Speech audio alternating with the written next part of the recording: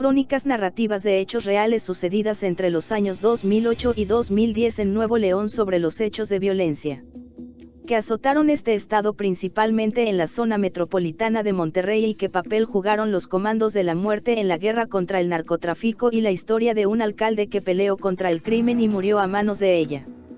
En el otoño de 2008, en un periodo de 10 días, aparecieron 11 integrantes del ejército asesinados en Monterrey. Uno de ellos fue el soldado de infantería Anastasio Hernández Sánchez, quien adoptó la compostura de cadáver, y fue hallado así al amanecer, desolado y quieto entre piedras blancas y hierba de una brecha del municipio de Santiago. Estaba por cumplir los 20 años el día en que sus asesinos lo degollaron y apuñalaron 13 veces, tras interceptarlo cuando paseaba como cualquier civil por las calles de Monterrey, en su día de descanso. Al cabo Claudio Hernández Román, según la necropsia, le dieron 2 cuchillazos más que al soldado Anastasio, compañero de armas en el batallón número 22. Otro cadáver, el de un guardia de la empresa Hercolus, fue acomodado junto al de los militares. Ese mismo día también, pero en Loma Larga, uno de tantos cerros de nombre escueto que forman Monterrey, Óscar Jiménez Ruiz fue tirado con 6 puñaladas que le destrozaron el estómago y la vida. El cabo nacido en Chiapas no era un decidido guerrero de la cruzada contra el narco decretada por el presidente Felipe Calderón. Era conocido entre la tropa por sus hermosos trabajos de carpintería. Al igual que el soldado Anastasio y el cabo Claudio, el cabo Óscar no llevaba su arma de cargo cuando fue asesinado. A otro soldado de infantería lo degollaron y recargaron en la pared de la cantina Los Generales, sosteniendo una cerveza con la mano derecha. Se llamaba Gerardo Santiago y tenía 2 hijos, uno de ellos ni siquiera cumplía el mes de nacido. 2 más del batallón 22, Juan José Pérez Bautista y David Pérez Aquino, fueron aventados en un parque a las faldas del Cerro de la Silla, acuchillados de pies a cabeza. Al sargento Germán Cruz Lara no le pincharon nada pero lo mataron a golpes, y a Eligio Hernández López, militar retirado de las fuerzas especiales, lo esposaron y arrastraron amarrado a un automóvil antes de ponerlo en una avenida principal para que la ambulancia de la Cruz Roja lo recogiera y se lo llevara directo a la morgue. La matanza inició el miércoles 15 de octubre de 2008. Ede Misael Díaz García y Roberto Hernández Santiago tenían una semana de haber acabado su curso de adiestramiento en la 4ª Región Militar.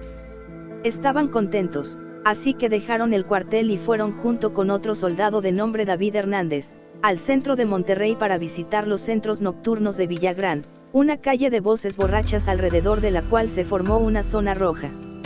Entraron al Table Dance Matehuala, pero salieron pronto tras notar que un hombre, radioteléfono en mano, no dejaba de mirarlos ni un instante.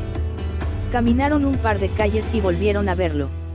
Sospecharon que se trataba de un halcón, como se les dice a los espías que usa el narco mexicano para vigilar movimientos enemigos.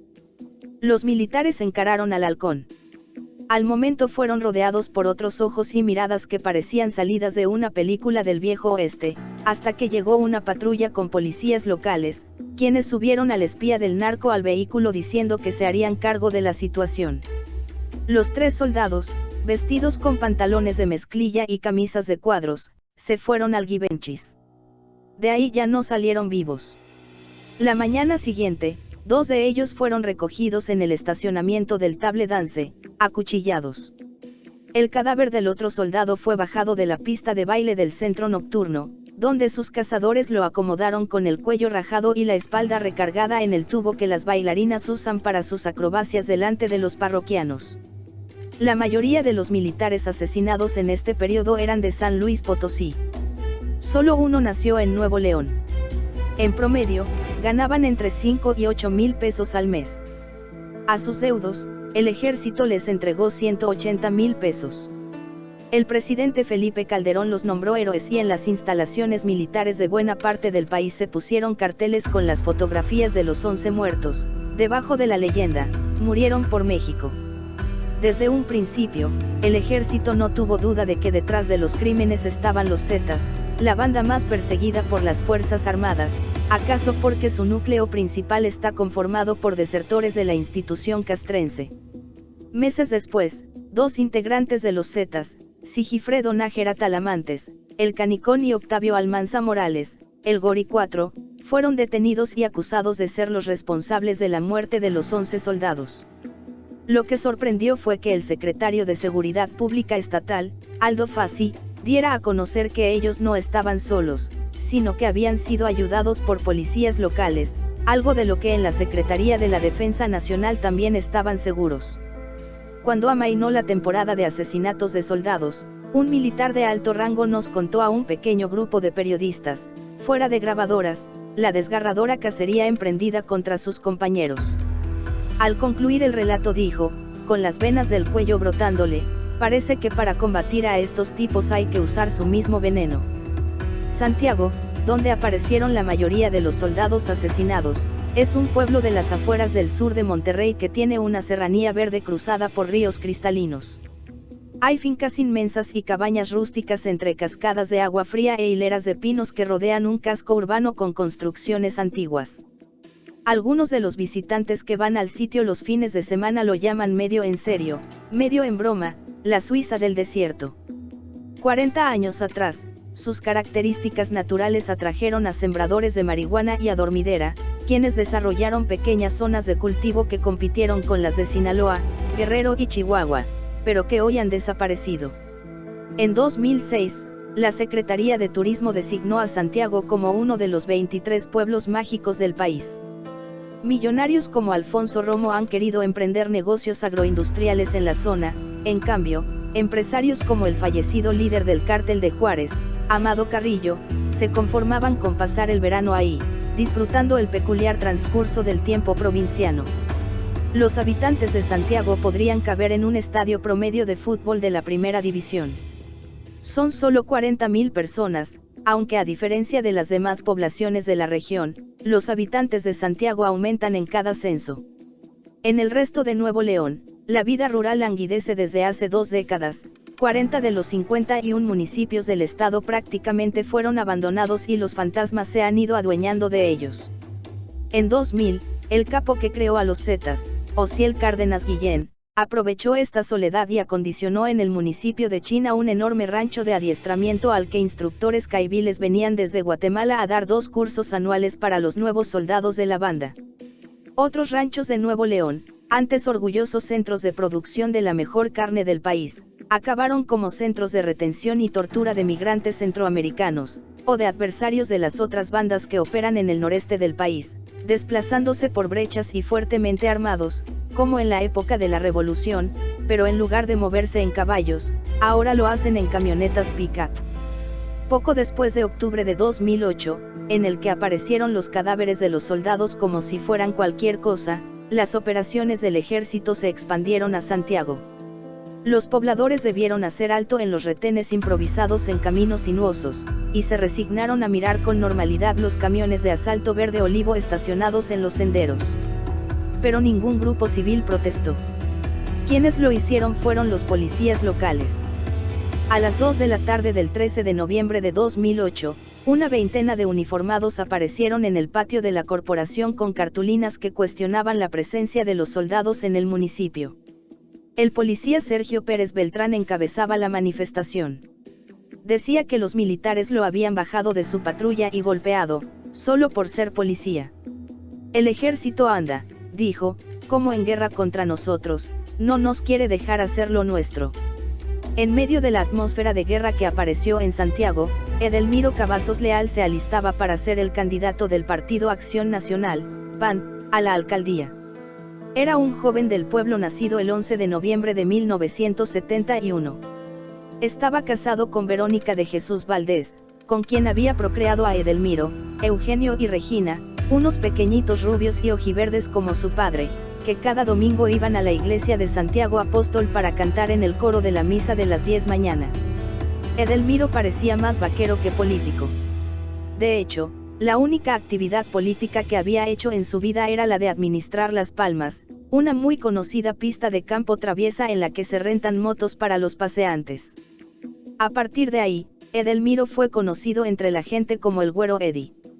Luego estudió Derecho en la Universidad Autónoma de Nuevo León y al acabar se dedicó al negocio de bienes raíces, tal como lo hacía su padre Arturo Cavazos Montalvo desde tiempo atrás, cuando llegó el auge inmobiliario a Santiago y la gente de Monterrey se aparecía con dinero en busca de su pedacito de paraíso.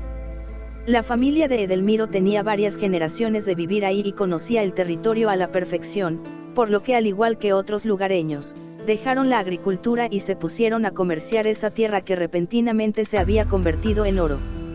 Quien llevó a la política a Edelmiro fue Arturo, el mayor de sus 4 hermanos. Arturo ya había logrado hacerse de una carrera en el PAN, como diputado y luego como secretario del Ayuntamiento de Monterrey. En sus inicios, el propio Arturo buscó ser alcalde de Santiago, pero perdió la elección. A finales de 2008, desde su cargo en el ayuntamiento de la capital de Nuevo León, al tiempo que el ejército reforzaba su presencia en Santiago, Arturo llamó a la gente de su equipo para pedirles que se incorporaran en la campaña de su hermano en Santiago. Al invitarlos, una frase que usaba, por lo menos se la dijo a 2 de sus colaboradores, era: Edelmiro no sabe de política, necesito que le ayudes. Los colaboradores nunca supieron a bien la razón por la cual Arturo no buscó directamente ser el alcalde, en lugar de promover a su hermano, quien ni siquiera era panista y se tuvo que registrar a contracorriente en febrero de 2009, de acuerdo con el padrón oficial del partido. Pese a su inexperiencia, Edelmiro resultó un gran candidato. El equipo de asesores llegado de Monterrey se encargó de su imagen. Primero le cambiaron el apodo de Eddie por el de Miro. A ellos les parecía que el mote con el que Edelmiro era conocido cuando rentaba cuatrimotos era demasiado gay para un pueblo como Santiago, y sobre todo en un contexto de guerra como el que había, por lo que decidieron que su nuevo apodo serían las últimas 4 letras de su nombre, Miro. La nueva identidad sirvió además para diseñar una publicidad que aprovechara los ojos verdes y brillantes del novel político. Se hicieron pósters de la campaña que contenían un close-up de la mirada de Edelmiro junto con frases como: Miro por tu seguridad, Miro por tu gente. Nadie recuerda que antes de la campaña de Miro, Santiago hubiera tenido un candidato tan de los tiempos de la mercadotecnia electoral. Esta apareció en el pueblo con Miro y dejó atrás la época del volanteo. Incluso una tradicional y pegajosa canción serrana llamada La Mosca en la Pared, interpretada por el grupo Los Montañeses del Álamo, fue adaptada como jingle de la campaña.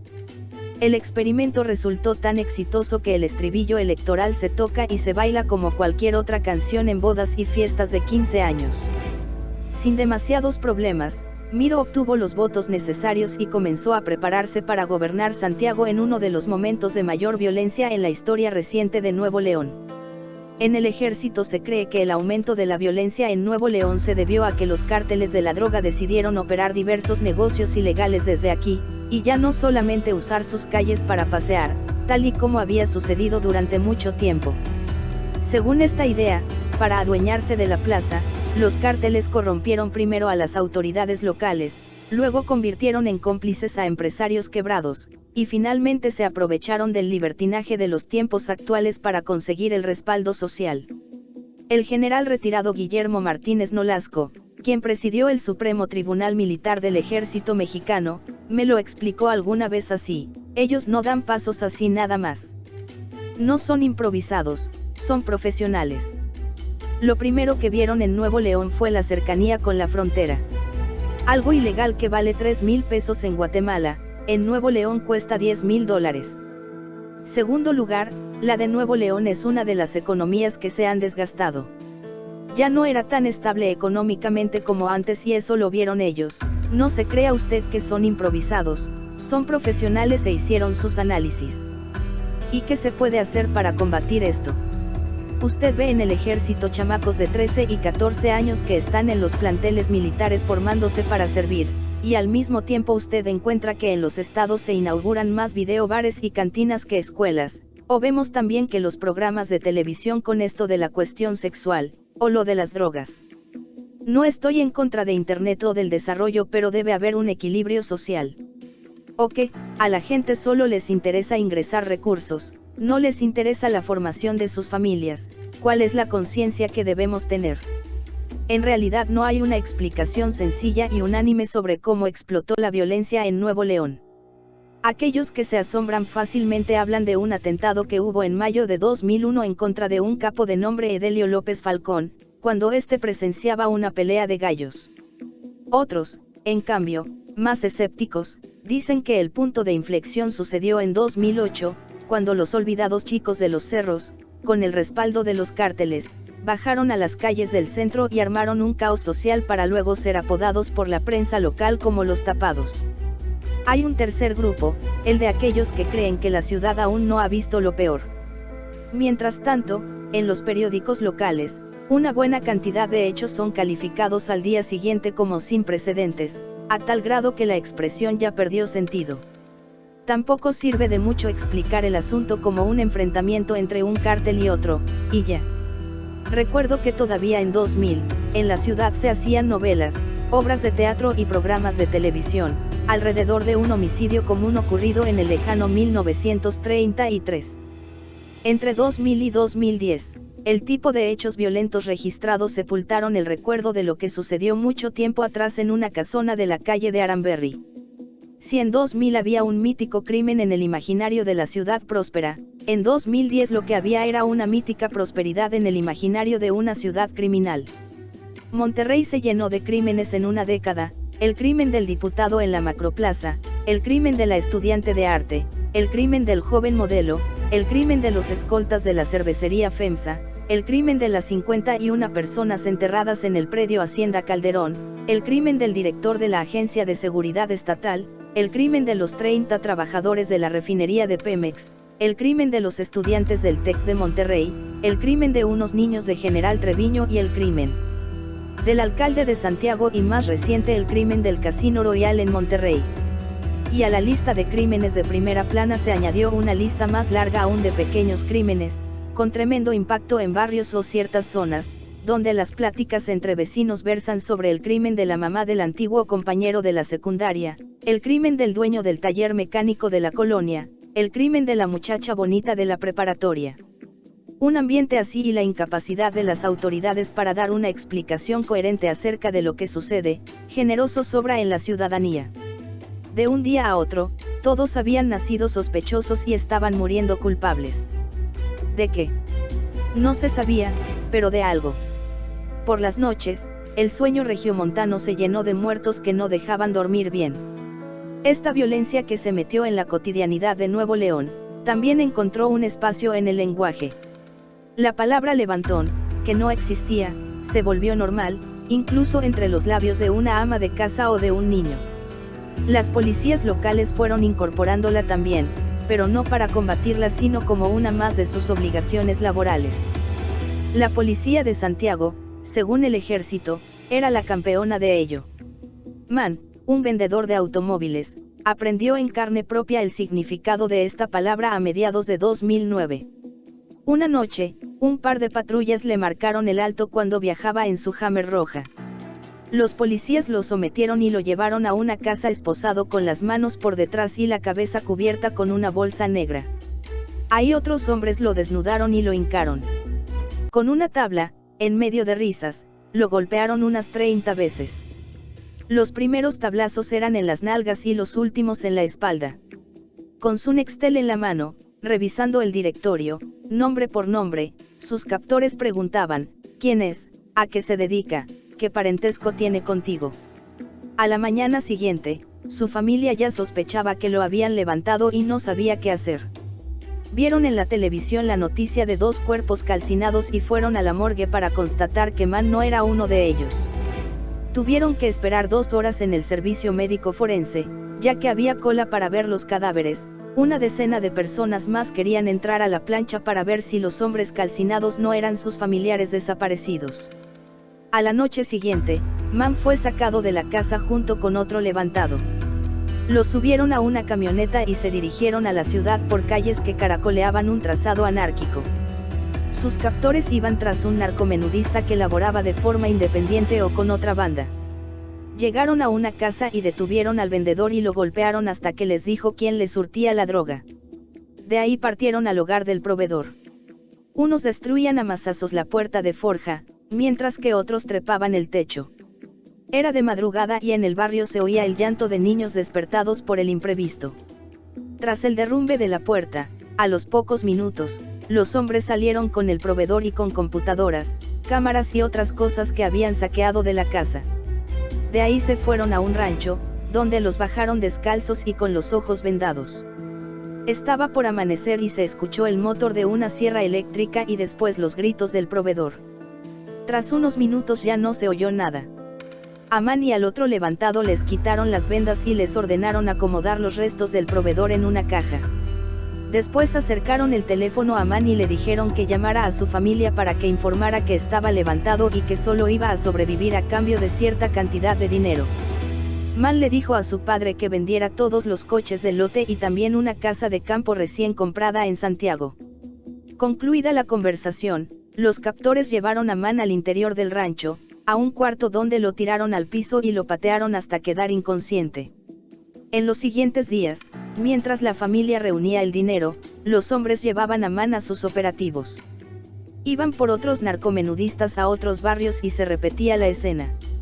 En un par de ocasiones no se trató de vendedores de droga, sino de comerciantes de discos piratas. Al cabo de una semana, un hombre llegó y le dijo a Man que se preparara porque estaba por irse. Horas después lo dejaron amarrado de las manos y vendado de los ojos en el baldío de una colonia popular. Al momento de arrancar la camioneta, desde la ventanilla, uno de sus captores le ordenó esperar 10 minutos antes de hacer cualquier movimiento. Man se quedó media hora petrificado, pensando que recibiría en cualquier instante el balazo que acabaría con su espanto. Cuando logró tranquilizarse, se desamarró con los dientes. No supo cómo, pero había ido y vuelto del infierno. La violencia que se desató en Nuevo León derivó en miedo, y este miedo en una atmósfera de violencia aún mayor. Supe que un viejo conocido, tipo tranquilo y padre de 2 niñas, compró un rifle para tenerlo a la mano en su ferretería para lo que se ofreciera. Y si un pequeño comerciante compró un rifle, los empresarios más ricos como José Antonio Fernández compraron el servicio de más escoltas, y quienes ya tenían las enviaron a entrenarse a Israel. En general, la gente se volvió más prudente.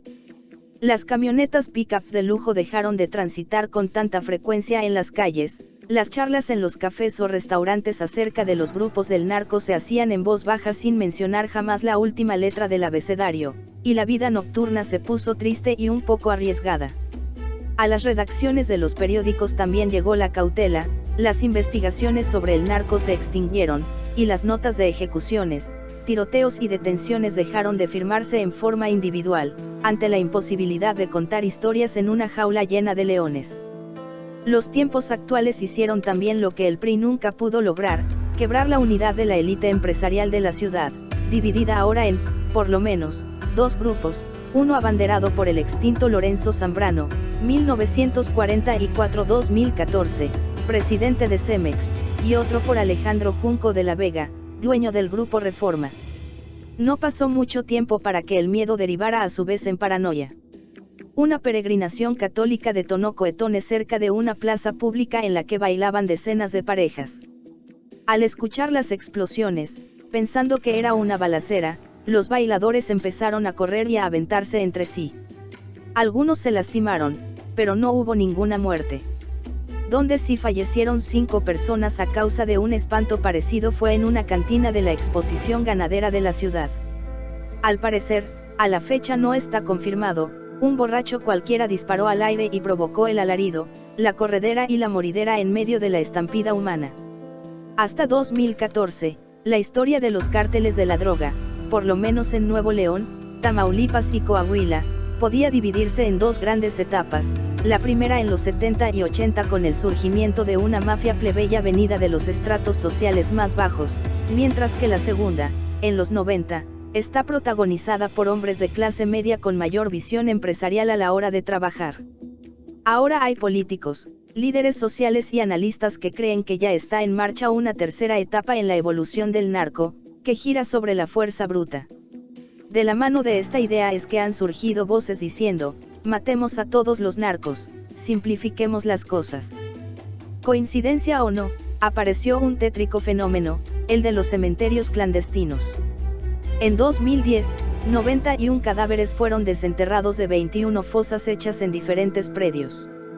Hasta noviembre, ningún otro lugar de México registraba un número mayor de sitios de este tipo que Nuevo León, quien poco después sería superado por Tamaulipas a raíz de lo ocurrido en las matanzas en San Fernando. Quizá por eso cada vez me sorprende menos que a la cuenta de correo electrónico lleguen convocatorias abiertas para solucionar el problema usando armas largas e ideas cortas contra el narcotráfico. El pensamiento paramilitar que recorre Nuevo León se pasea sin pudor alguno por todos lados. Uno de sus espacios preferidos son las áreas de comentarios de Internet de los periódicos locales. El 28 de agosto de 2010 el ejército detuvo a Francisco Zapata, y en una noticia del periódico El Norte se presentó a este desconocido como el líder Z de Monterrey. El primer lector que escribió debajo de la nota puso: señores militares, sugiero abrir un centro de tortura y un pozolero en el campo militar para tratar a este tipo de ratas, o aplicarles la ley fuga. A grandes males, grandes remedios. Otra opinión, crítica con las Fuerzas Armadas fue: es una lástima que lo hayan atrapado porque no lo mataron. Lo único que va a pasar es que un juez pedorro lo suelte, por falta de pruebas. Uno más de los comentarios que aún pueden ser consultados era: hagan una cetafosa y solo déjenlos caer vivos y échenles tierra con bulldozer y listo.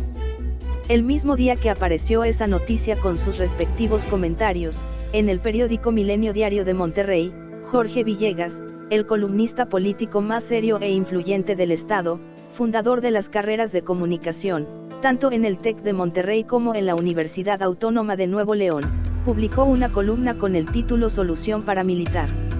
Recomendaba abiertamente a las autoridades, o a algún acomedido, la contratación de la empresa estadounidense Blackwater, acusada de ejecuciones sumarias en Irak, o de alguna por el estilo, para solucionar los problemas de la ciudad.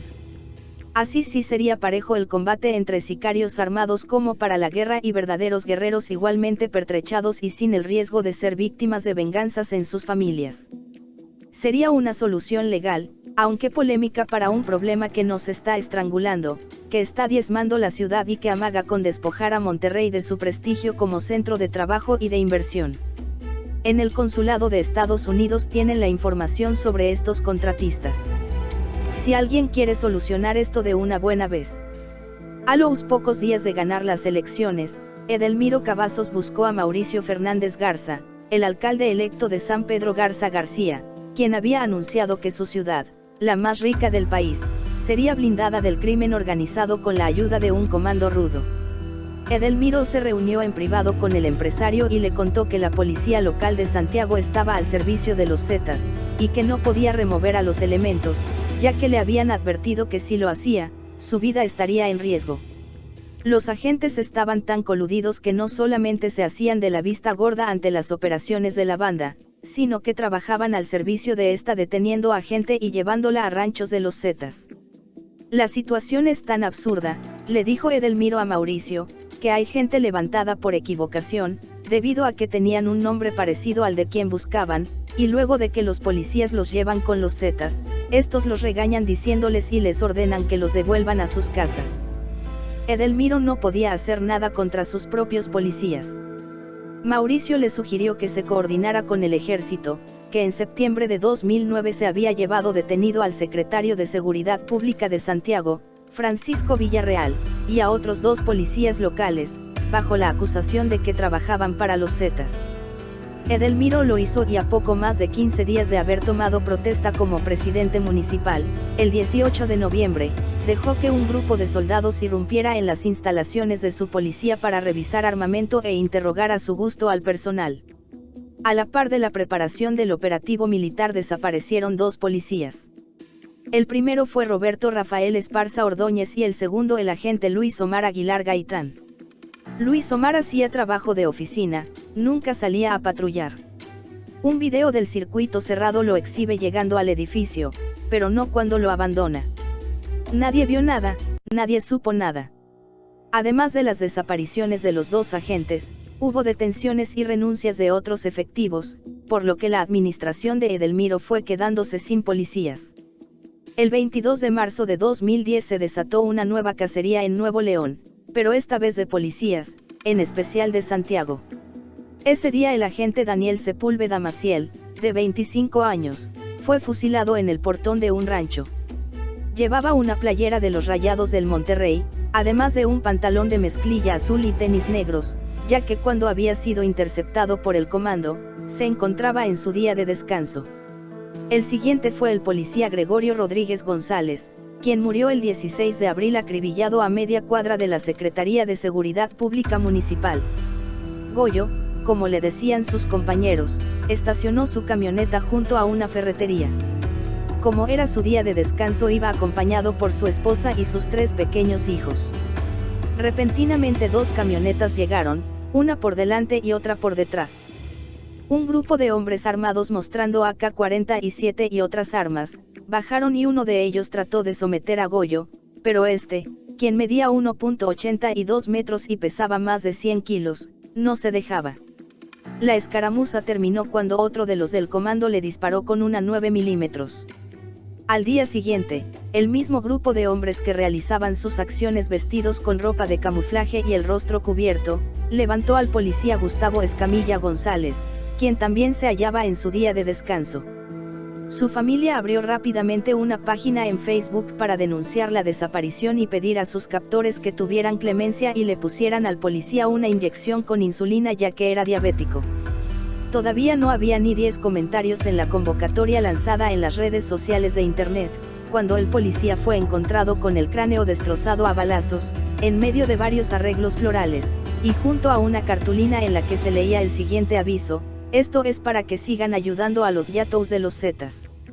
En el mismo escrito se hacía un pase de lista de policías que serían asesinados en los días siguientes, no solo de la Corporación de Santiago, sino también de otros municipios de Nuevo León. El mensaje lo firmaban las iniciales CDG, CDM y CDF y se cumplió. 50 policías locales de Nuevo León, la mayoría de Santiago, fueron asesinados en esas fechas.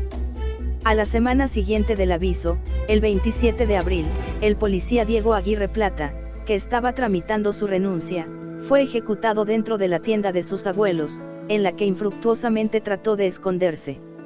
En mayo las sombras asesinas dejaron descansar a Santiago y no murió ningún policía, pero el primer día de junio se reanudó el exterminio.